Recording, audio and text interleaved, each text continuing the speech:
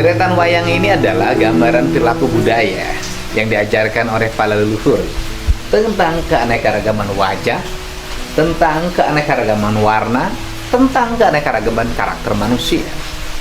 Format dalam pakem pewayangan selalu meletakkan kebenaran di kanan, kesalahan di kiri.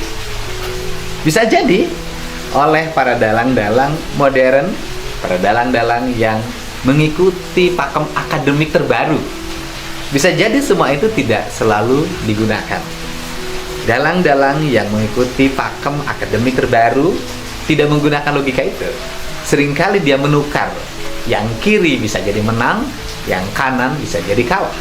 Yang kanan bisa jadi menang, yang kiri bisa jadi kalah. Kebenaran tidak selalu berada pada satu sisi. Karena apa?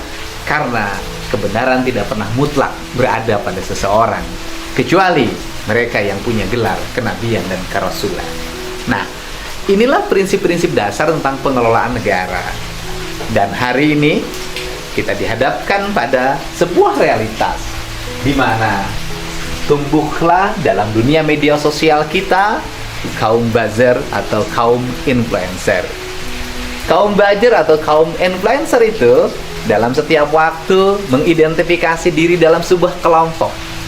Kelompok pertama adalah kelompok yang seringkali mengidentifikasikan diri sebagai kelompok yang mewakili kesucian, kelompok yang mewakili nilai-nilai ketuhanan, kelompok yang merasa dirinya memiliki representasi untuk masuk surga, bahkan bisa mengatur siapa yang masuk surga dan siapa yang masuk neraka.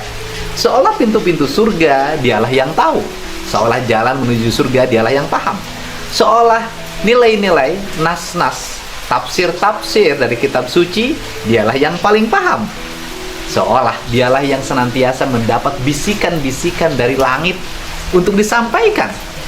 Dan cara menyampaikannya seringkali tidak mencerminkan bahasa langit. Cara menyampaikannya seringkali didorong oleh sebuah emosi yang sangat tinggi, kemarahan, kebencian. Seringkali bahasa kebun binatang juga keluar dari mulut mereka dalam bentuk cuitan di Twitter, tulisan di Facebook, atau ucapan-ucapan di YouTube dan di seluruh perangkat digital lainnya.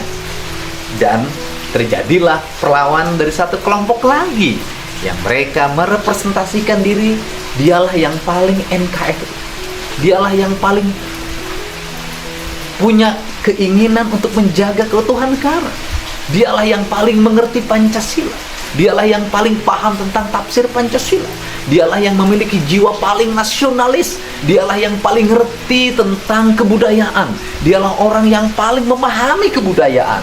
Mereka lah orang yang memahami pluralisme bangsa ini, seolah bangsa adalah milik mereka, dan seolah kalau tanpa mereka negeri ini akan sirna. Kedua-duanya muncul dalam sebuah peperangan yang dalam setiap waktu sering kita lihat. Perkebuan mereka tidak pernah berakhir. Kegiatan politik sudah selesai, pesta demokrasi sudah berlalu, tapi perkebuannya, peperangannya seorang terus berlanjut.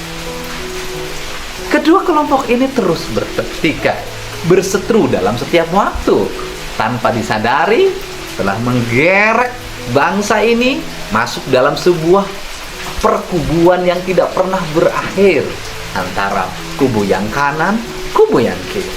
Kata yang kiri, yang kanan selalu salah. Kata yang kanan, yang kiri selalu salah. Kata yang kiri, yang kanan tidak pernah benar. Kata yang kanan, yang kiri tidak pernah benar. Kedua-duanya terus bersih tegang. Seringkali mereka saling melaporkan antara satu dengan yang lainnya. Dalam pandangan saya, kita ini sudah memasuki babak baru sebagai bangsa ini.